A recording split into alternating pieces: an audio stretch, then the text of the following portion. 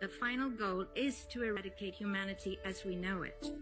Once you understand the final destination, it becomes much easier to look back and identify the psychological conditioning, the biological tampering, the cultural grooming, and the educational prepping that we have been subjected to for decades in preparation to making us accept a post-human future. It takes a lot of physical and psychological abuse to get an intelligent species like ours to agree to its own extinction. Most, if not all, that has transcended in the last 60 years was designed to get us closer to accepting such a dystopian reality. Whether you care to accept it or not, we live in a hyper-controlled matrix where our perception of reality is meticulously planned, managed, and executed in order to control and steer us in whichever direction they wish. And the direction is a post-human world. For this, they first needed to destabilize, dehumanize, and demoralize humanity through every means possible.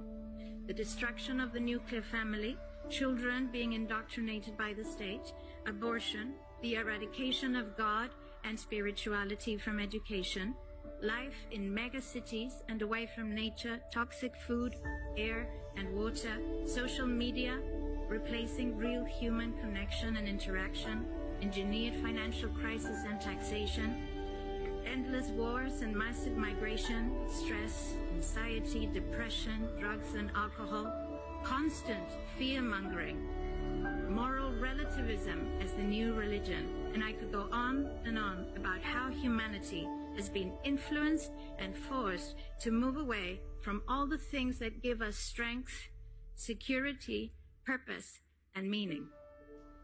A weak, immoral, disconnected, ignorant, and unhealthy population is an easy target for the next stage, the creation of an entire generation of androgynous beings. Masculinity is under attack psychologically, culturally, and biologically. Women are being replaced in sports, entertainment, and politics by men pretending to be women. And children are being indoctrinated at school to think that gender is a choice. The transgender movement is not a grassroots movement. It comes from the top. It has nothing to do with people's freedom of expression, sexuality, or civil rights. It's an evil psyop with a clear agenda to get us closer to transhumanism by making us question the most fundamental notion of human identity, our gender.